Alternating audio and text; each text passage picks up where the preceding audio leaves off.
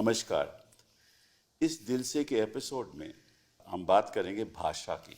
और सबसे पहले तो मैं अपने आप से खुद पूछना चाहता हूँ कि भाषा का मतलब क्या है। एक तो ये है कि मैं जो भी कहता हूँ, जिससे भी कहता हूँ, उसको समझ में आना चाहिए मैं क्या कह रहा हूँ। और कई भाषा तो ऐसी भी बोली जाती है कि बिन कहे समझ आ जाती है। जैसे कि एक फोटोग्राफ है, कोई माउंट एवरेस्ट पे चढ़ रहा है, तो अपने आप में वो कम्युनिकेट हो जाता है ना कि मैं तो माउंट एवरेस्ट जा रहा था। या एक माँ समझ देती है अपने बच्चे के प्रति कि वो क्या चाहता है, क्या नहीं चाहता, बिन कुछ कहे। तो भाषा का असली मतलब ये है कि हम जो भी कहते हैं, जिससे भी कहते हैं, उसको समझ आनी चाहिए कि हम कह क्या रहे हैं।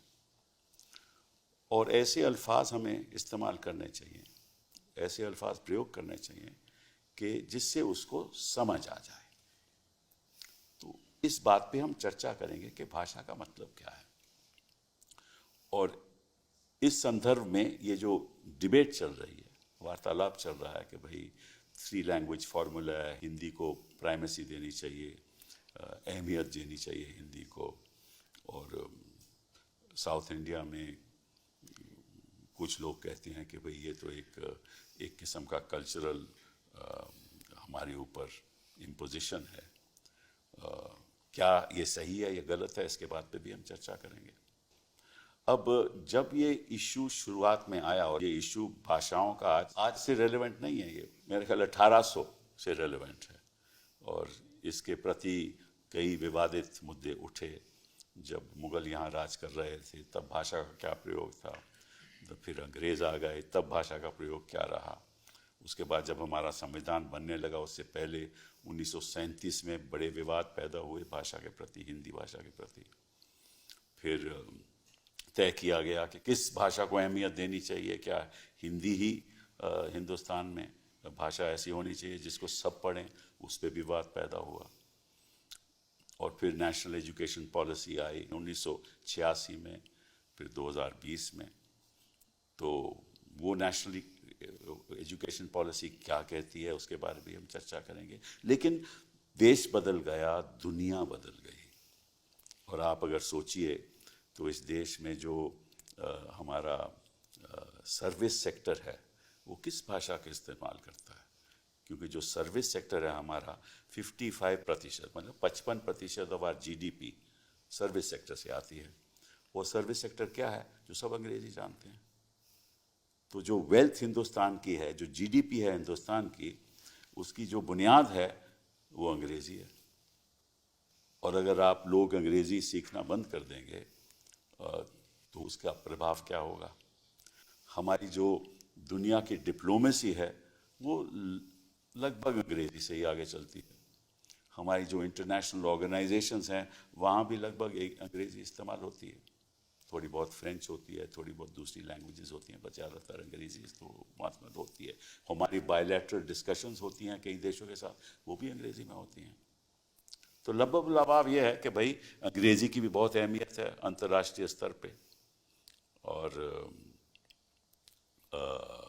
हमारे एक्सटर्नल अफेयर्स मिनिस्टर, जिनको हम कई लोग कामयाब समझते हैं, वो भी हमें बहुत अच्छी अंग्रेजी बोलते हैं। तो क्या अंग्रेजी को अहमियत देनी चाहिए कि नहीं, इस बात पे भी हम चर्चा करेंगे। और क्या 3 लैंग्वेजेस फार्मूला जो है, मतलब कि हर बच्चे को 3 भाषाएं समझनी चाहिए, उसका प्रयोग करना चाहिए, क्या उसका कोई रेलेवेंस है आज के दिन, इस बात पे भी हम चर्चा करेंगे। हमारे साथ 3 ऐसे मेहमान हैं जो मैं समझता हूँ कि मेरे से कहीं ज़्यादा जानते हैं इसके बारे में। तो सबसे पहले तो मैं अपूर्वानंद जी की बात करूँगा, क्योंकि वो हिंदी के एक बहुत भारी बड़े प्रोफेसर हैं और उन्होंने अपना पीएचडी पटना यूनिवर्सिटी से किया। और फिर उन्होंने टीपीएस कॉलेज पटना में पढ़ाया। फिर 1999 में आपने Mahatma Gandhi international Hindi university, central university setup की, जो गवर्नमेंट ऑफ इंडिया का यूनिवर्सिटी था। 2004 में आप हिंदी डिपार्टमेंट में आ गए यूनिवर्सिटी में। और national curricular framework for school education 2005 में आपने हिस्सा लिया। और focus group on teaching of Indian languages found by NCERT, उसमें आपने हिस्सा लिया। एंड आपने 2 किताबें भी लिखी हैं, सुंदर का सपना और साहित्य का एकांत। तो thank you very much for being here. Anita ji, आप तो हमारे साथ काम भी कर चुकी हैं, और you are a distinguished educationist, former professor and dean of the department of education, university of Delhi. और आपकी बड़ी कॉन्ट्रीब्यूशंस रही हैं in elementary education, curriculum reform, inclusive pedagogical practices, MSc, PhD in physics from the University of Delhi, lecturer at Jamia 83 to 90, and then fellow in 87 to 91, UGC research assistant at the Nehru Memorial Museum and Library, fellow of ARENA, that is the Asian Regional Language for New Alternatives. कई ऐसे आपके उपलब्धियां हैं, मैं ज़्यादा तौर नहीं जाना चाहता, लेकिन आपने पिविटल रोल प्ले किया था जब नेशनल करिकुलम फ्रेमवर्क बना था 2005 में, और आप मेंबर रही national steering committee on NCF, that is national curriculum platform framework in 2022। And जो नेशनल एजुकेशन पॉलिसी 2020 में बनी है, उसका भी आपने काफ़ी मदद की है उसके बनने में। तो thank you very much. Ayesha ji, जो मैंने देखा आपकी जो बैकग्राउंड है, मुझे तो खुद समझ नहीं आया, क्योंकि जितनी बारीकी से आपने लैंग्वेज के बारे में काम किया है शायद किसी ने ही किया हो। And you have been from Jawaharlal university, you're an activist, professor of the Center of Linguistics, School of Language, Literature and Culture. Research focuses on syntax, morphology and semantics. मुझे ज़्यादा समझ नहीं है इसके बारे में। MA, MPhil, PhD in linguistics in Jawaharlal Nehru University. Lots of academic work. You have made scholarly contributions, gender justice में, academic freedom पे, marginal rights पे, and linguistic imposition. You are opposed to linguistic imposition. So thank you very much.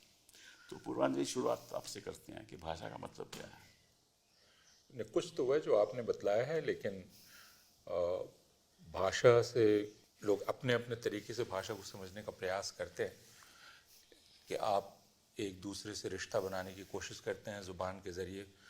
लेकिन ज़ुबान के बारे में ये भी कहा जाता है कि दरअसल ज़ुबान वह है जो आप खुद हैं।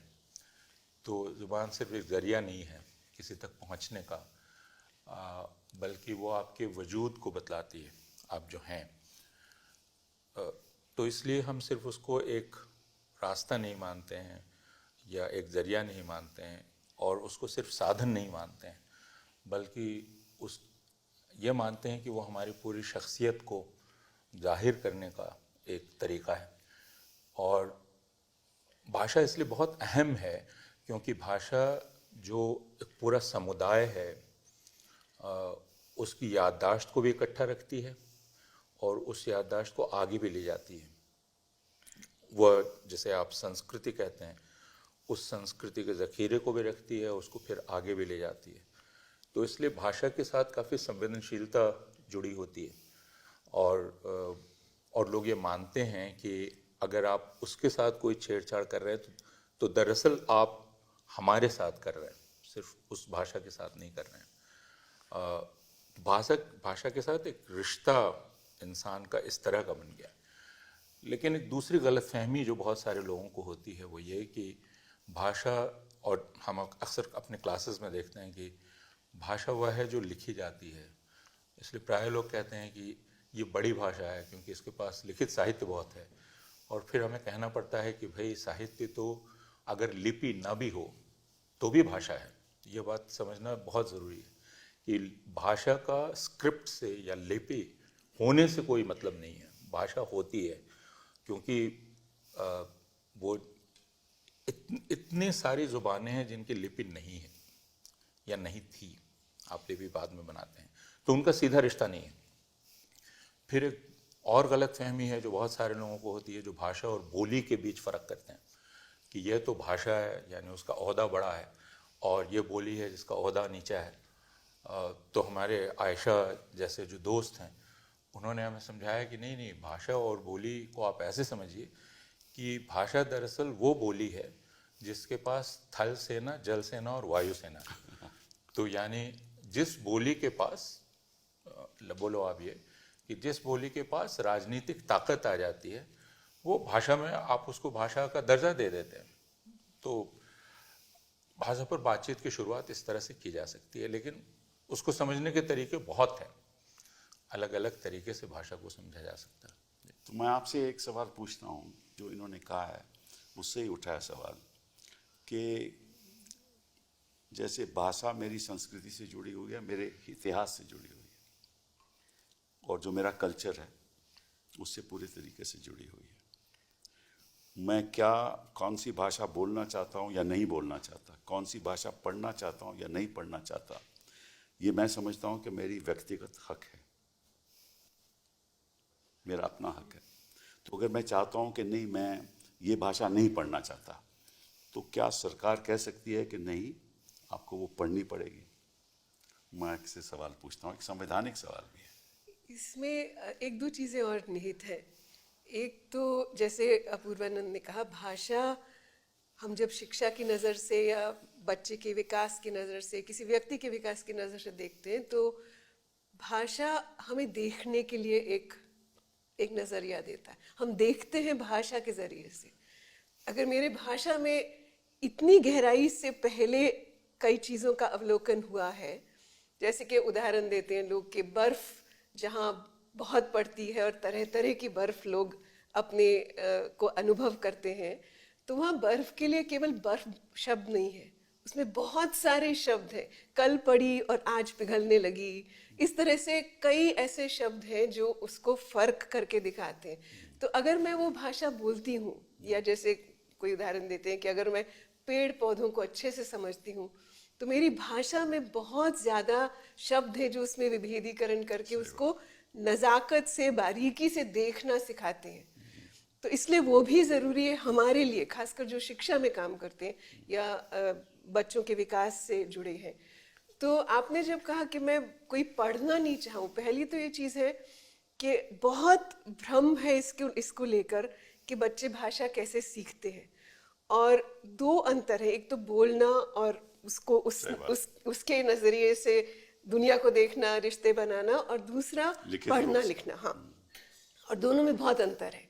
और जो पढ़ना लिखना है वो अगर हम अपनी पहली भाषा, जिससे मैं रिश्ते बना रही हूँ, दुनिया से रिश्ते बना रही हूँ, हाँ, माँ की भाषा या पहली भाषा या होम लैंग्वेज, जो भी आजकल अलग अलग तरह से उसको कहा जाता है, वो क्योंकि मैं उससे रिश्ते बना रही हूँ और उससे समझ बना रही हूँ, जैसे मैंने कहा, दुनिया को बहुत बारीकी से देख रही हूँ, जो शायद मैं किसी दूसरी भाषा से नहीं उतनी जल्दी कर पाऊंगी।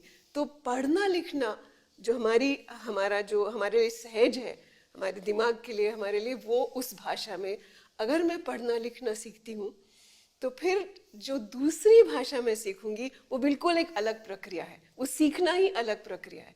सिर्फ ये दुर्भाग्य है कि हमारे शिक्षा तंत्र में, सिस्टम में, हम सब भाषाओं को भाषा की तरह नहीं, सब्जेक्ट की तरह पढ़ाते हैं। बहुत ही हमारी जो ट्रेजेडी है, त्रासदी हमारे शिक्षा की ये है कि हम पहली भाषा को भी उसी तरह बुरी तरह सब्जेक्ट की तरह सही गलत स्पेलिंग बताओ, एक वर्ड में मीनिंग बताओ, कभी हम एक वर्ड में मीनिंग नहीं बताते। हम उस संदर्भ से गेस करते हैं और फिर संदर्भ से जोड़ के हम मीनिंग बनाते हैं उसका। पर हम क्लास में, शिक्षा में, किताबों में उसको ख़त्म करते हैं, भाषा सीखने की प्रक्रिया को। इसलिए अगर मैंने पहली सीख ली, तो जब समय आता है और अगर इसमें मुझे हासिल हो गया, क्षमता हासिल हुई, तो फिर कुछ सालों में जब मैं दूसरी भाषा सीखती हूँ, वो बिल्कुल अलग प्रक्रिया है, उसकी पेडागॉजी भी अलग होनी चाहिए और सीखने का तरीका भी। तो इसका मतलब ये हुआ आयशा जी कि कोई इम्पोजिशन नहीं होनी चाहिए जी नहीं, और एक आई थिंक हम थोड़ा हिंदुस्तान में रहते हैं और साउथ एशिया में जनरली एक हमें थोड़ा सा अमेंडमेंट करना चाहिए। हमारे कोई किसी के भी घर में सिर्फ एक भाषा नहीं रहती। हमें जो क्षमता है वो है कि हम भाषा, जो हम बात कर रहे हैं कि भाषा वो जो that is the natural इनेट ability, वो हमें उसमें कोई माने रोक नहीं है कि आप कितनी भाषा सीखें। तो इसलिए हम अपने जन्म से और पहले 5 साल में हम जिन जिन भाषाओं को सीखते हैं, उनसे ही अगर बच्चे का एजुकेशन आरंभ किया जाए। अभी तो क्या है, एक्चुअली पिछले 100 साल से तो यही हो, जब से बच्चे स्कूल जाने लगे हैं, क्या होता है, आप जाते हैं स्कूल और आपको एक कंप्लीटली अजनबी भाषा में आपको जो चीज आप ऑलरेडी जानते हैं अपनी भाषा के थ्रू, आप बच्चे पे वहां बोझ डालते हैं कि हिंदी, अगर जैसे समझे हम हिंदी भाषी स्टेट में, पर जो हिंदी हमारी टेक्स्ट बुक में है, वो हमारी नहीं है। जो हम जो जितनी किस्म की हिंदी आप बोलिए, 50-55 किस्म है अकॉर्डिंग टू आवर सेंसस, हाँ, वो सब साथ हम वो हमारे घर में है, पर उनकी स्कूल की भाषा से कोई ताल्लुक नहीं है।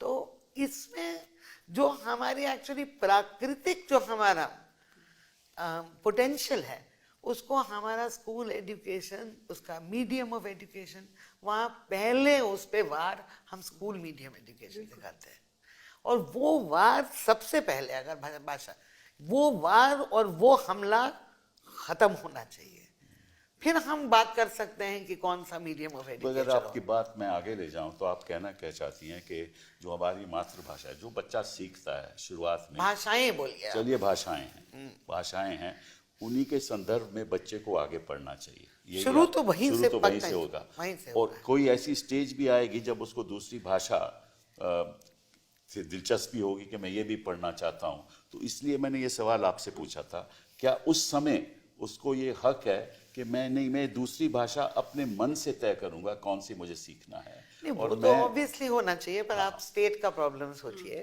कि वो इतनी जितना मेरा मन करता है, मैं स्वाहिली बहुत पढ़ना चाहती थी, पर अब मैं स्टेट के से ये एक्सपेक्टेशन रखूं कि वो पढ़ाएगा, वो तो नहीं होगा। पर यूजुअली ये चॉइस 8 साल का बच्चा तो नहीं बनाता, 8 साल का माँ बाप करते हैं, और माँ बाप जब करते तो वो सोचते हैं कि किस चीज में एम्प्लॉयमेंट मिलेगा, एग्जैक्टली, और किस चीज में बच्चे की बढ़ोतरी होगी। वो हिस्टोरिकली हर जगह हर सदी में ये बदला है, राइट? कि जब आप 15th सेंचुरी में थे तो पर्शियन पढ़ना पड़ा, क्योंकि वहां से पावर, बिल्कुल। जब आप 19th सेंचुरी में आए तो आपके पास विलियम बेंटिक आ गए और उन्होंने कहा कि अंग्रेजी में पढ़िए। फिर हिंदी, जो आप सभी जानते हैं, काफी यंग सी भाषा है, तो करीब 100-150 साल फोर्ट विलियम में बनाई गई, जो ये वैरायटी है। तो वो तो 1947 से ही लागू हुई है बच्चों पे। पहले तो ये तो बदलता रहता है, और अंग्रेजी भी, क्योंकि आजकल लोग सच है, तो आई डोंट थिंक कि हमारे कोई सिस्टम को ये होना चाहिए कि किसी का हक मारो। आज हर दिन मुझे कोई ना कोई चिट्ठी आती है, मैं बज्जिका पे काम करना चाहती हूँ, मैं अवधि पे काम करना चाहती हूँ, तो मैं देखती हूँ कि मेरी जबान लुप्त हो रही है। तो वो तो स्कूल सिस्टम या यूनिवर्सिटी सिस्टम में वो हक तो बनना चाहिए ना। नहीं, लेकिन वो मुश्किल हो जाती है, फिर उसके लिए आपको अध्यापक चाहिए, उसमें थोड़ी मुश्किलात होती है। थोड़ा अगर जॉब एम्प्लॉयमेंट जनरेट हो जाएगा तो क्या प्रॉब्लम? अब देखिए ना कि मेरे ख्याल 7,50,000 बच्चे आज के दिन हिंदुस्तान से बाहर जाकर अंग्रेजी यूनिवर्सिटीज में पढ़ रहे हैं। क्यों पढ़ रहे हैं? क्योंकि जो सारा R&D सिस्टम है वो अंग्रेजी में है। उनको मालूम है कि उनको अच्छा जॉब मिलेगा, अच्छी सैलरी मिलेगी। वो जो एक मूवमेंट बनी हुई है कि भाई हमें अंग्रेज़ी सीखना है, और एक तरफ से सरकार ये कहती है, तय करती है कि आपको एक 3 लैंग्वेज फार्मूला के अंतर्गत 2 नेटिव लैंग्वेज आपको सीखनी पड़ेंगी, ठीक है ना, पर तीसरी आप तय करो क्या सीखना है। तो फिर इतना मतलब कि जो बच्चे की जो चॉइस है वो बहुत उस पर आप बाधा डाल रहे हो। तो इसी संदर्भ में मैंने ये सवाल पूछता था। अपूर्वानंद जी, आपसे आप बताइए। देखिए, आपने 3 ज़ुबानों की बात की, और लेकिन यह बात जितने भाषाविद हैं और ख़ासकर तालीम के सिलसिले में जो ज़ुबान की बात करते हैं, उनका कहना है ये क़ैद क्यों होनी चाहिए 3 ज़ुबानों की, 4 क्यों नहीं, 5 क्यों नहीं। और तो आपने 3 क्यों किया? और हम उसका ऐतिहासिक उसकी पृष्ठभूमि जानते हैं। ये आज़ादी के बाद ये तब हुआ जब इस चीज़ को लेकर बेचैनी बहुत थी कि हिंदुस्तान को एक होना चाहिए, और उस वक्त का जो लफ्ज़ सबसे ज़्यादा लोकप्रिय था, 2 लफ्ज़ लोकप्रिय थे, एक था इंटीग्रेशन, और दूसरा था फिसिफेरस एक टेंडेंसीज। नेहरू का एक आप नेहरू के इसमें ये लफ्ज़ बहुत पाएंगे कि इस मुल्क में फिसिफेरस टेंडेंसीज बहुत दिख रही हैं। तो वो एक बेचैनी थी कि इंटीग्रेट करना है। हम सब लोग स्कूल में जब बच्चे थे तो एक नेशनल इंटीग्रेशन कैंप हुआ करता था और मुझे मिज़ोरम ले जाया गया था। तो उस दौरान ये सोचा गया कि अगर हम एक ऐसा फार्मूला निकालें, वो फार्मूला था, जी हाँ, जी हाँ, जी हाँ। इसको याद रखना चाहिए, जिसमें हम देश को एक दूसरे के करीब लाएं, और करीब लाने का जरिया भाषाएं हो सकती हैं। तो एक भाषा तो आप वो पढ़िए जो घर की है, और एक आप कोई और अंग्रेजी जैसी जुबान पढ़ लीजिए जो आपको दुनिया से जोड़ेगी, और तीसरी आप एक दूसरी हिंदुस्तानी जुबान सीखिए। तो ये, और इस फॉर्मूले को ईमानदारी से लागू किया केरला, कर्नाटका जैसे राज्यों ने, आंध्र प्रदेश जैसे राज्यों ने। लेकिन बिहार, उत्तर प्रदेश, मध्य प्रदेश, राजस्थान, इन्होंने क्या किया? इन्होंने कोई दूसरी हिंदुस्तानी जुबान सीखने की कोशिश ही नहीं की। और उस वजह से ये जो फॉर्मूला था, अगर कहीं फेल किया तो वो इन राज्यों में फेल किया जहां धोखाधड़ी हुई इस फॉर्मूला के साथ, और जहां लागू हुआ वो कर्नाटका, केरला और बाकी जगह थी। तमिलनाडु ने कहा कि हम नहीं करेंगे, और उन्होंने 2 जुबानों की बात की। अब हमें सिर्फ ये देखना चाहिए कि क्या 2 जुबानें सीखने से तमिलनाडु की तरक्की कुछ रुकी? तो अब तक का इतिहास तो देखता है कि जो विकास के सूचकांक हैं उसमें तमिलनाडु कहीं बहुत ऊपर है इन सब से। तो अगर इन दोनों में कोई रिश्ता आप देखना चाहें तो कोई रिश्ता नहीं। इसलिए ये सिर्फ एक फॉर्मूला था जिसको फिर 60 के दशक में दोहराया गया, लेकिन ये कोई नीति नहीं है। इसको समझना हम लोगों के लिए बहुत आवश्यक है। अभी जो बार बार कहा जा रहा है, और जो आज शिक्षा मंत्री ने कहा, वो झूठ था। वो झूठ ये है कि उन्होंने कहा कि ये संवैधानिक प्रावधान है, और तमिलनाडु संविधान का उल्लंघन कर रहा है। ये संवैधानिक प्रावधान नहीं है, और यहाँ तक कि ये नीति भी नहीं है। ये सिर्फ एक फॉर्मूला है जो सुझाया गया कि ऐसा करके देखो, एक दूसरे के करीब आओगे, और उत्तर भारत ने उसको नकार दिया। हम सब बच्चे थे, हम सबको आसानी दे दी गई कि संस्कृत ले लो, जो मॉडर्न इंडियन लैंग्वेज कहलाती है। हाँ, अब उसमें जो दूसरी बात है, और उस पर आगे हम लोग बात कर सकते हैं कि संस्कृत को आप एक साथ दोनों कहते हैं कि ये क्लासिकल है और ये मॉडर्न है, जो कि झूठ है फिर। लेकिन ये झूठ हम बोलते चले आ रहे हैं पिछले कई दशकों से। तो हमें यह समझना चाहिए कि ये एक फॉर्मूला है और कोई कैद नहीं है। कितनी जुबानें आप सीखेंगे उस पर कोई कैद लगनी नहीं चाहिए। अभी रमाकांत अग्निहोत्री ने एक लेख लिखा टाइम्स ऑफ इंडिया में, उसको पढ़ना चाहिए। उन्होंने कहा कि 4 क्यों नहीं, 5 क्यों नहीं। और बच्चे जो जुबानें लेकर आता है, जैसा आयशा कह रही थी कि मैं अवधी लेकर आता हूँ क्लास में, मैं भोजपुरी लेकर आता हूँ क्लास में, मैथिली लेकर आता हूँ, तो आप उसको तरजीह दे रहे हैं या नहीं दे रहे हैं, या आप उसको क्लास के बाहर कर दे रहे हैं? ये कोई करेगा या नहीं करेगा? तो हमने चीज़ों को एक बेईमानी से पेश करना शुरू किया है, और चूंकि देश के लोग इस इतिहास को नहीं जानते हैं तो वो इस गलतफहमी में पड़ जाते हैं।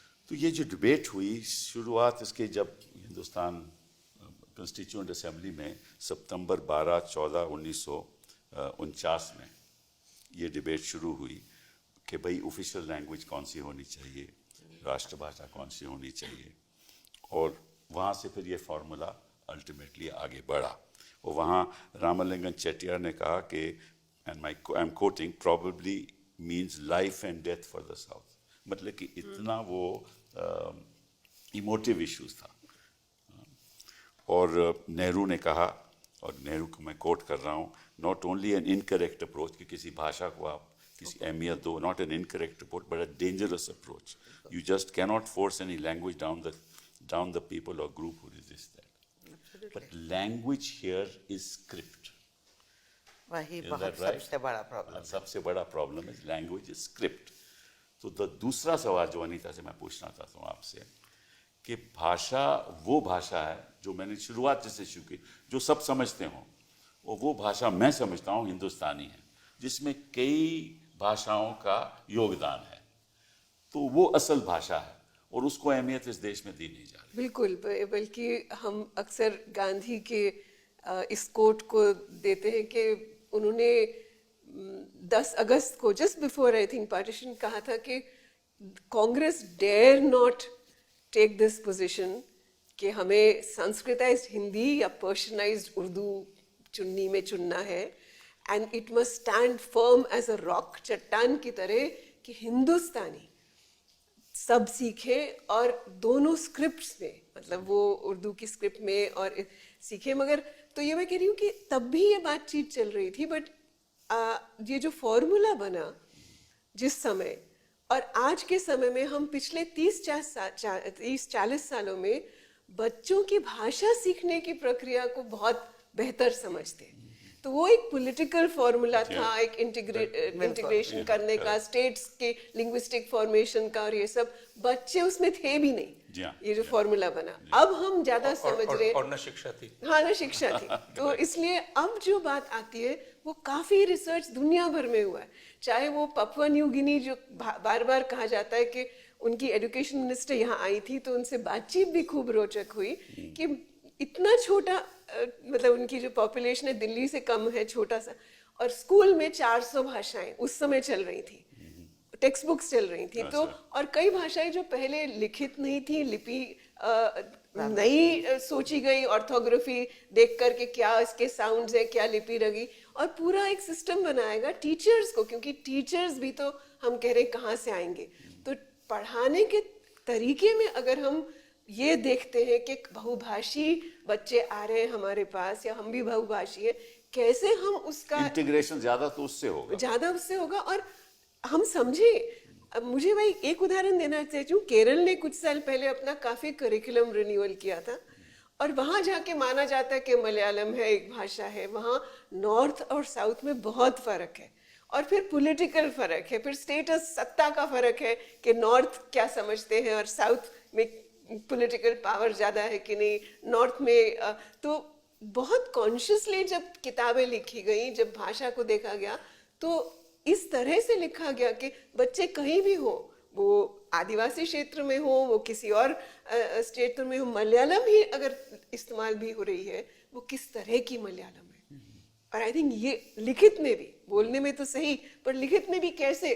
तो एनसीईआरटी में भी जब किताबें बनी थी, तो मुझे याद है कि शुरू 1ली से 5वीं की जब चाहे रिमझिम हिंदी की किताब बनी थी, वो उसमें बार बार लिखा गया था। एक तो कई तरह की कविताएं, कहानियां और भी आई थी जो कि देवनागरी में दर्शाई जा सकती है, मगर बार बार कहा जाता, अच्छा ये तुम्हारी भाषा में तुम क्या कहते हो। टेक्स्ट बुक में कहा जाता कि इस कहानी में ये शब्द कहा जा रहा है, तुम अपनी भाषा में क्या कहते हो, या तुम इससे कैसे समझते हो। So it was always trying to include people, उनकी अपना ज्ञान, उनकी अपनी उस शब्द को लेके वो कैसे उसको देखते हैं, अलग तरह से भी देख जा। तो वो एक जो स्पेस है, एक इंक्लूजन का, एक पार्टिसिपेशन का, एक मेकिंग सेंस का, making meaning comes from the person who's listening or who's reading. That making meaning has to come. It cannot come from the text or the authority. तो 1950 में तय किया गया कि भाई अगले 15 साल में हिंदी तो खैर रहेगी, प्राइमेसी हिंदी को दी जाएगी, और उसके बाद फिर अंग्रेजी का तो प्रयोग हो सकता है। हालांकि उससे पहले जो चर्चा थी कि नहीं, हिंदी को ही 15 साल के बाद डिक्लेयर करना चाहिए नेशनल लैंग्वेज, सभी को हिंदी सीखनी चाहिए। तो वो बात बनी नहीं कि 1965 में बड़ी राइट्स। पर हमें उस राइट्स में सिर्फ इमोटिव इशू नहीं सोचना चाहिए, हमें देखना चाहिए वो सेल्फ रिस्पेक्ट मूवमेंट से कैसे जुड़ा था, वो कास्ट से कैसे जुड़ा था। हम तो अपने स्टूडेंट्स को ये पढ़ाते हैं जब हम लैंग्वेज की भी बात करते हैं, that is often not understood. What are your thoughts on that? I think कि अगर आप जिसको भी आप ऑफिशियल लैंग्वेज लगे, ये हमारे संविधान में, हमारे पूरे कॉन्स्टिट्यूएंट असेंबली के डिबेट्स में, जहाँ जयपाल मुंडा ने क्या अमेजिंग स्पीच दी थी, मुझे वो दैट ऑन लैंग्वेज, कि हम मुंडारी लोग, हम तो आपकी भाषा सुनते हैं, पर आप हमारी लैंग्वेज 8 शेड्यूल में भी जाने को तैयार नहीं है। जी हाँ? बिल्कुल। तो अब क्या हुआ, हमारी एक लैंग्वेज पॉलिटिक्स चल रही है, ऑफिशियल लैंग्वेज, उसके बाद फिर आप कहते हैं कुछ क्लासिकल हैं, फिर वो recognised, official, scheduled, non scheduled. तो हम भाषाओं को बांट बांट के पिरामिड सा बना रहे हैं। और अभी जो प्रयास है, जो शायद पहली बार इतने 60s से हुआ है, कि ये जो दो, उनमें से इंग्लिश तो निकाल ही दीजिए, नॉट इंडियन लैंग्वेज, हिंदी ही सिर्फ पिरामिड के टॉप पे बैठेगी। तो मुझे तो लगता है कि जो रिएक्शन हो रहा है इस देश में वो बिल्कुल जायज़ है। बिल्कुल। क्योंकि ये कि अगर आप एक जबान को, क्योंकि वो हमारे संविधान के स्पिरिट के खिलाफ है। हमारे संविधान के स्पिरिट में, स्पिरिट भी तो बात देखिए ना, उसने आपको right to education in the mother tongue दिया। जी हाँ, बिल्कुल दिया। उसने जो आर्टिकल आई थिंक 351 में है कि कहा है कि अगर लिंग्विस्टिक माइनॉरिटीज को लग रहा है कि उनका लैंग्वेज, तो प्रेसिडेंट डायरेक्टली कैन इंटरवीन। तो वो स्पिरिट कौन इम्प्लीमेंट करेगा? आपको चाहे आप जिस चीज को ऑफिशियल लैंग्वेज बना दीजिए, बाकी जो 1652 भाषाएं हैं इस देश में, आपके 1961 सेंसस ही ने कहा कि उन सब की बराबरी, उन सब का involvement in the school system, in public life, ये that will be implementing the spirit of the constitution. हम यूनेस्को, जो आजकल बहुत इंडिया में माना जाता है फॉर वेरियस रीजन, तो यूनेस्को का तो international decade of the indigenous people चल रहा है। तो वो रिस्पॉन्सिबिलिटी कहाँ गई? आई थिंक कि सबसे पहले there has to be a very clear understanding that this is a federal notion. Language policy in school बिल्कुल फेडरल होनी चाहिए। आप जो डिसाइड करिए, तमिलनाडु का मैं बोलूँ कि एक्चुअली उनका नॉट तमिल एंड इंग्लिश, उनका mother tongue in English policy. तो 250 उर्दू स्कूल भी चलते हैं वहाँ, आंध्रा स्कूल भी चलते हैं, तेलुगु के स्कूल भी चलते हैं। तो मदर टंग एंड अदर टंग। अब जो लोग हिंदी करना चाहते हैं, जो लोग वो पढ़ लें, जो इंग्लिश पढ़ना चाहते हैं, वही तो जवाब दे रहे थे उनके मंत्री कि भाई जो हमारे बच्चे अगर हिंदी पढ़ना चाहते हैं तो हम रोकते नहीं। ऐसा तो है नहीं आपकी ऑफिशियल पॉलिसी में। तो हिंदी स्पीकिंग नहीं, स्टेट, मैं तमिलनाडु के मिनिस्टर जी, पर हिंदी स्पीकिंग स्टेट में आपको हिंदी करना है। वही कह रहे थे कि भाई हम रोकते नहीं है, जो बच्चे हिंदी पढ़ना चाहते हैं पढ़ लें, लेकिन आप ये नहीं कह सकते कि हर बच्चे को हिंदी पढ़नी चाहिए। और वो जानते हैं कि पॉलिसी का जो ड्राफ्ट निकला था 2019 में, उसमें हिंदी कंपलसरी लिखी थी। बिल्कुल। और शोर मचने के बाद झट से एक दिन में वो बदल दी गई। तो इसलिए आज क्या कहा जा रहा है और कैसे उसको, और देखो पार्लियामेंट में जवाब अमित शाह जी ये दे रहे हैं कि देखिए आपने, हम तो जब हम पद सत्ता में आएंगे तो हम तमिलनाडु में जो इंजीनियरिंग की किताबें हैं, जो मेडिसिन की किताबें हैं, हम तमिल में उनका प्रयोग करेंगे। और आप सत्ता में रहे इतने साल, आपने ना इंजीनियरिंग की किताब काम नहीं किया है, नहीं हिंदी में काम किया गया है, मतलब वो हुआ नहीं है। मैं वैसे कह रहा हूँ, ये तो इसीलिए मैं अपूर्वानंद जी से पूछना चाहता हूँ कि इस बयान के पीछे, क्योंकि आप देखिए इन चीजों में दिलचस्पी भी लेते हो, इस बयान के पीछे है क्या? देखिए, हम किसी को कैसे सुने? सरकारों को, आमतौर पर सरकारों पे हम यकीन करना चाहते हैं, क्योंकि हम ये मानते हैं कि सरकारें लोगों की भलाई सोचती हैं और लोगों की भलाई सोचकर वो नीति बनाती हैं, और जो नीति बनाती हैं उनको लागू करने के लिए काम करती हैं। लेकिन अभी 10 साल से एक ऐसी सरकार है जो कुछ बोलती है और करती कुछ और है। और जैसे इन्होंने कहा कि हम उस पर यकीन नहीं कर सकते कि वो आज जो बोल रही है ठीक उसके उल्टा कुछ कर रही है अगले दिन। तो यह जब यकीन ख़त्म हो जाए, सबसे बड़ा नुकसान पिछले सालों में ये हुआ है कि हमें नहीं पता है कि सरकार की मंशा क्या है। वो जो बोल रही है वो उसकी मंशा है कि नहीं। अब मंशा को हम कैसे समझें? क्यों तमिलनाडु इतना सशंकित है, इसको समझने की ज़रूरत है। क्योंकि पिछले 10 सालों का रिकॉर्ड अगर आप देखें, गृह मंत्री गए उत्तर पूर्व के राज्यों के दौरे पर, वहाँ जाकर उन्होंने कहा कि उत्तर पूर्व की जो संपर्क भाषा होगी वो हिंदी होगी, और वहाँ उन्होंने हज़ारों पद हिंदी शिक्षकों के कहे कि हम हज़ारों पद सृजित करेंगे। उसके चलते उत्तर पूर्व में काफ़ी तनाव पैदा हो गया, और जब वहाँ घोषणा इन्होंने की कि हम लिंक लैंग्वेज हिंदी बनाएंगे। दिल्ली में आप ये जानते हैं कि दिल्ली में ऑल इंडिया रेडियो से प्रसारण होता था सारी भाषाओं का, लेकिन इन्होंने हिंदी, उर्दू और अंग्रेजी को छोड़कर सारी जुबानों को भेज दिया उनके राज्य के दफ्तरों में। उस वक्त आंदोलन हुआ, लोग भूल गए उसको, क्योंकि वो ब्रॉडकास्टर्स ने कहा और बाकी लोगों ने कहा कि भाई हमारी नौकरियां चली गई। दूसरा उसका एक सिंबॉलिक मीनिंग था कि आपने दिल्ली से उन जुबानों को रीजनल जुबान बना दिया, तो वो ऑल इंडिया रेडियो से दिल्ली सर्विस, सेंट्रल सर्विस से हो जाती थी। फिर आपका राजभाषा आयोग है और आपकी संसद की राजभाषा समिति है, वो पूरे राज्यों का दौरा करती रहती है, और जब राज्यों का दौरा करती है, आप मंत्री रह चुके हैं, तो वहाँ जो दहशत फैलती है, उस दहशत का आप अंदाज नहीं कर सकते। जो राजभाषा का दबदबा है कि आप फाइल लिख रहे हैं कि नहीं हिंदी में, आप ये कर रहे हैं कि नहीं, आप पर स्ट्रक्चर, दूसरी चीज़ें, तीसरी चीज़ें, फिर सर्कुलर्स जाते रहते हैं कि हिंदी में कीजिए, हिंदी में कीजिए, हिंदी में कीजिए। बीच में कर्नाटका में आंदोलन चला क्योंकि इन्होंने ये जो साइनेजेस थे वो हिंदी में करना शुरू कर दिए, तो वहाँ उसके खिलाफ आंदोलन हुआ और उन्होंने कहा कि हम लैंग्वेज इक्वालिटी का आंदोलन कर रहे हैं, लैंग्वेज जस्टिस का आंदोलन कर रहे हैं। तो जो आप कर रहे हैं पिछले 10 सालों में, उसमें ये दिखलाई पड़ रहा है कि आप दरअसल हिंदी में इन्वेस्ट कर रहे हैं। मैं सरकार की मंशा को कैसे जानूंगा? आप कितना पैसा लगा रहे हो मुझ पर, मैं आपसे ये पूछूंगा। तो आप मुझ पर कितना पैसा लगा रहे हैं, मेरे लिए कितना पोस्ट क्रिएट कर रहे हैं? जुबानी जमा खर्च अलग बात है, लेकिन आप जो भी खर्च कर रहे हैं वो हिंदी पर कर रहे हैं। हिंदी को संयुक्त राष्ट्र संघ की भाषा बनना चाहिए, क्यों बनना चाहिए? कोई तमिल पूछ सकता है, क्यों भाई, इससे मेरा क्या?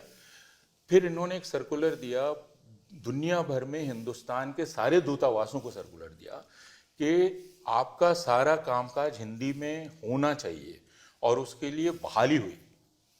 कोई पूछ सकता है कि भाई अगर डायस्पोरा के लिए आप कर रहे हैं तो मलयालम डायस्पोरा है, तमिल डायस्पोरा है, बाकी डायस्पोरा है, मिडिल ईस्ट में देखो, बाकी हाँ मिडिल ईस्ट में तो उर्दू डायस्पोरा है, सिर्फ हिंदी की बहाली क्यों हो रही है सारे एम्बेसीज में? तो आप जो कर रहे हैं उससे आपकी मंशा को पता चलता है। नहीं, पर उनका तो देखो मानना मैं ये इसमें है। एक चीज जोड़ना जरूर, चाहती हूँ। गुजरात में 2014 के बाद हिंदी को पुश किया गया कि सारी ऑफिस का काम हिंदी में हो। वहाँ के सोशियोलॉजिस्ट, एक्सपर्ट्स ये कह रहे हैं कि स्कूलों में भी और स्पीचेस, जो पॉलिटिकल स्पीचेस है वो हिंदी में अब बोली जा रही हैं, जो पहले नहीं बोली जा रही। तो ये पूरा जो हिंदीकरण और हिंदी पुश है वहाँ भी देखा जा रहा है। तो बट इसके पीछे एक भी तो बात है ना कि भाई चलिए आप मातृभाषा आप सीखते हो, बच्चा सीखता है, लेकिन राष्ट्रीय स्तर पर एक लिंक लैंग्वेज तो होनी चाहिए ना। देखिए, लोग लिंक लैंग्वेज अपने आप बनाते हैं, और हमारे यहाँ बहुत माने हजारों साल से ये लिंक लैंग्वेजेस रही हैं। इसमें स्टेट का रोल नहीं है कि वो लिंक लैंग्वेज बनाए, और स्पेशली जो लिखी हुई है। अगर आप उर्दू का ही केस देखिए, दक्षिण से सबसे ज्यादा तो उर्दू है, ईस्ट तो वेस्ट जाएंगे तो आपकी सातरी, जो एक जगह नागपुरिया, असम में सदनी, एक जबान चल रही है। क्योंकि गरीब आदमी जब कामकाज के लिए जाता है तो वो अपनी मातृभाषा पे कभी रिलाई नहीं करता, वो दूसरी भाषा लर्न करता है। तो वो भाषाएं उसी स्तर पे रह गई क्योंकि आपने उनको कभी लिखित में कन्वर्ट ही नहीं किया। मैं आपको एक उदाहरण देना चाहती हूँ कि जब सोवियत यूनियन बना था उसकी भी 800 भाषा थी, और वो तब हमारे कांग्रेस के लिए, फ्रीडम मूवमेंट के लिए बहुत इंस्पिरेशन था। लेनिन ने वो सारी की सारी भाषाओं को स्कूल सिस्टम में डाल दिया, तो 800 लैंग्वेजेस लिखी देने लगी। तो तब जब 1925 में ये बहुत बड़ा इंस्पिरेशन था कि छोटी छोटी उज़्बेक एंड ऑल लैंग्वेजेस, अगर हिंदुस्तान और पाकिस्तान और नेपाल और तो वो मर चुकी होती है अभी तक, पर क्योंकि वो सब लिखी जाए। तो स्टेट की एक रिस्पॉन्सिबिलिटी है कि जो लोग अपना डिसाइड करें कि उनकी जो लैंग्वेज है उसको बढ़ावा देना, लोगों पे छोड़े। तो लिंक अपने आप हो जाएगा आपके हिसाब लिंक से? हुआ है, लिटरेसी प्रोग्राम 1 मिलियन टाइम्स हुआ है और होता ही रहेगा। अब मैं आपको हमारे यहाँ एक किस्सा लिटरेसी में। सुनाता हूँ। चेन्नई में था और मुझे प्रेस क्लब से अपने होटल जाना था, तो टैक्सी आई और मुझे लगा कि ये तो यहाँ तो हिंदी कोई जानता नहीं है, तो मैंने उसको अंग्रेजी में कुछ कहा तो उसने मुझे हिंदी में जवाब दिया। तो मैंने कहा अच्छा आप तो हिंदी जानते हैं? उसने कहा मैं उर्दू बोल रहा हूँ। अच्छा। तो मैंने कहा अच्छा आप उर्दू बोल रहे हैं, क्योंकि उर्दू स्कूल्स हैं। हाँ। तो मुझे बहुत दिलचस्प लगा कि एक हिंदी वाले को उर्दू ने रास्ता पार करा दिया तमिलनाडु में। तो आप जिसको लिंक लैंग्वेज कहते हैं, लोग लिंक लैंग्वेज बना ले। और हिंदी को आप, चूंकि हिंदी को लेकर ये विरोध कैसे पैदा हुआ, 1947 के पहले क्यों नहीं था, 30 के बाद हुआ, तमिलनाडु 47 में हुआ, लेकिन 37 हाँ, में हुआ। लेकिन दक्षिण भारत हिंदी प्रचार सभा, दूसरी सभाएं, कर्नाटका, तमिलनाडु, बाकी तमाम जगह, यहाँ तक कि राजगोपालाचारी भी हिंदी प्रचारक थे और बाकी तमाम लोग। लेकिन 47 के बाद जब कहा कि हिंदी ही राष्ट्रभाषा है, हिंदी ही राष्ट्र को एक रख सकती है, तो पूरे नेशन का इमेजिनेशन अगर सिर्फ हिंदी में होगा तो जाहिर है तमिलनाडु, वो काफी गर्वीले लोग हैं, वो कहेंगे कि नहीं, आप क्या चीज है, आप हमें डिफाइन करेंगे। मैं एक और हम भी चीज बता जोड़ना सकते हैं। चाहती हूँ, क्योंकि अभी ये सब जो आप पहले जो कह रहे थे कि सरकार की मंशा ठीक नहीं है, एक और कमेटी बैठी है जो साउथ में पर्टिकुलरली काम कर रही है, इसका नाम है भारतीय भाषा समिति। और वो भारतीय भाषा समिति का ये कहना है कि द्रविडियन लैंग्वेज फैमिली है, वो है ही नहीं। हाँ, एक ही लैंग्वेज फैमिली है इंडिया में, तो एक जबान, एक पूरा कल्चर जो 12,000 साल से उसमें कॉम्पोजिशन है, अब आप वो क्लेम करने की कोशिश कर रहे हैं। तो आप जो इंडिया में यूनिटी एंड डाइवर्सिटी का जो स्लोगन था, उसमें यूनिटी तो आई नो कि हमारी अपनी जिंदगी में भी बहुत यूनिटी पे बहुत एम्फोसिस रहा है, पर वो डाइवर्सिटी शब्द भी था जो आप इंटेलेक्चुअल लाइफ में आप पूरी वो डाइवर्सिटी, नहीं, अगर आप डाइवर्सिटी को खत्म करोगे तो यूनिटी होगी नहीं मेरे हिसाब से। सिर्फ रिजेंटमेंट होगा। हाँ, फिर बिल्कुल। resentment होगा, तो असली प्रॉब्लम तो ये है ना। लेकिन मैं आपको एक और और उसमें जो आयशा कह रहे थे उसमें सिर्फ एक बात और जोड़नी चाहिए, क्यों शक पैदा होता है। जैसा इन्होंने कहा कि अब आप कह रहे हैं कि सिर्फ एक फैमिली है, दूसरे जो राष्ट्रीय स्वयंसेवक संघ के लोग कहते रहते हैं और भारतीय जनता पार्टी के लोग कि दुनिया की सारी जुबानों की जो माँ है वो संस्कृत है, जी हाँ, जिसको सुनकर कोई भी हंसेगा, लेकिन यह बात एक ब्रह्म वाक्य की तरह हर जगह कही जाती है। तो जब आप ये कहने लगेंगे तो तमिलनाडु जाहिर है आपकी तरफ बहुत शक से देखेगा, क्योंकि तमिल को वो संस्कृत की बेटी तो नहीं तमिल संस्कृत की बेटी नहीं है और नहीं है। तो अब आप कह रहे हैं कि सारी हिंदुस्तानी जुबानें संस्कृत की बेटियां हैं, तो फिर नॉर्थ ईस्ट बिल्कुल अलग। हाँ, नॉर्थ ईस्ट अलग है, आदिवासी जुबानें अलग हैं, सब अलग हैं। तो गोवा, जब आपकी ऑफिशियल आधिकारिक विचारधारा यह है जिसको आप लागू कर रहे हैं, जैसे भारतीय भाषा समिति जिसकी बात आपने की, तो आप तमिलनाडु के विरोध को गलत नहीं ठहरा सकते हैं, उसका विरोध बिल्कुल जायज है। और रेजिस्टेंस पैदा होता है, जितना लोग फिल्में देखकर, गाने सुनकर, ये सब एक उसको अपनाने की उसमें वो होते हैं। लैंग्वेज जो एक्चुअली हमारी मूवीज में है, जो बॉलीवुड में हाँ, है, वही असली हमारी राष्ट्रभाषा है मेरे आपको हिसाब याद से। होगी एक फिल्म थी एक दूजे के लिए, हाँ, जो तमिल और 1970s में बनी थी, जी हाँ, जी। Right after the height of Hindi love. या और वो क्या कहती है, Yeah. मल्टीलिंगुअलिज्म सीखेंगे हाँ। पर एक नहीं हो जाएंगे। ये नहीं कि मैं हिंदी को मान लिया, प्यार के लिए करेंगे वरना नहीं करेंगे। एंड आई थिंक वो तो होता ही है हिंदुस्तान में। कंस्टिट्यूएंट असेंबली डिबेट्स में एक एसवी कृष्णमूर्ति राव साहब ने कहा, और मैं पढ़ देता हूँ, my respectful submission is that today Hindi is only a regional language and a provincial language. And just because it is being spoken by about 10 crore of people out of 32 crores, we are raising it to the level of a common language. I would call all languages spoken in India as our national languages. Tamil, Telugu, Kannada, Malayalam, Bengali, Gujarati, and all other languages are national languages. I think that is true of even today in 2025. Yeah, that's why in your constitution, आपके constitution में language लिखा हुआ है ना, Correct. उसमें ये तो नहीं National कहा है कि ये हिंदी नेशनल लैंग्वेज है, Correct. ये भी नहीं भ्रम कहा है। गया। लेकिन सारे हिंदी पढ़ने वालों को ये गलतफहमी शुरू से है ये राष्ट्रीय कि हम राष्ट्रभाषा हैं। आपका एक दिवस होता है 14 सितंबर को आप मनाते हैं, कोई पूछ सकता है कि तमिलनाडु के टैक्स पेयर के पैसे से आप क्यों हिंदी दिवस मना रहे हैं? आप कोई तमिल दिवस नहीं मनाते, कोई दूसरा दिवस नहीं मनाते, तो जो आपने पढ़ा उसकी स्पिरिट कहाँ है, उसकी आत्मा कहाँ है?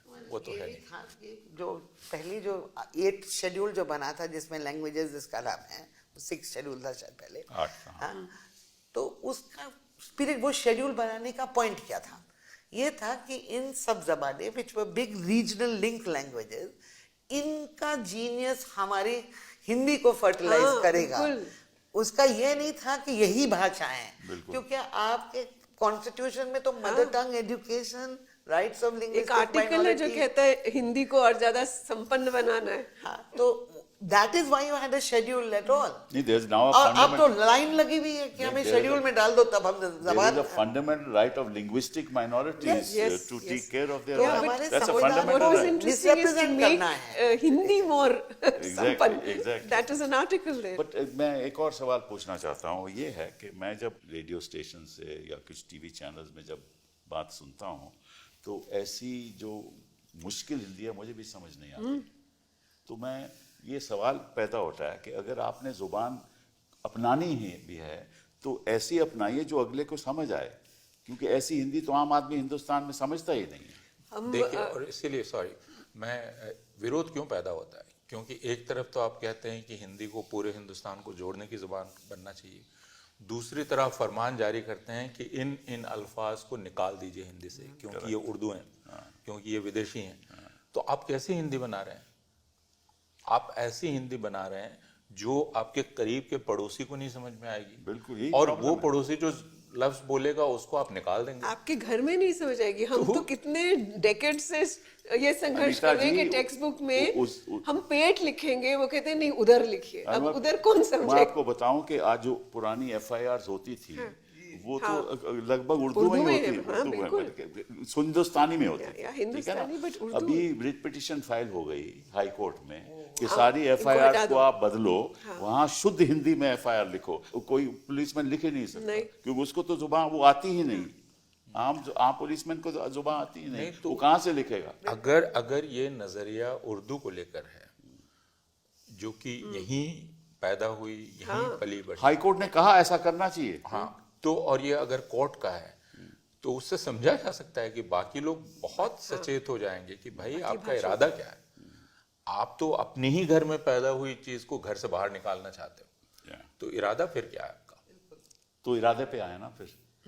आप बताइए, इसमें केवल ये राजनीतिक षड्यंत्र है, एक देखिए, I think इम्पोजिशन कि का, actually political imposition through language.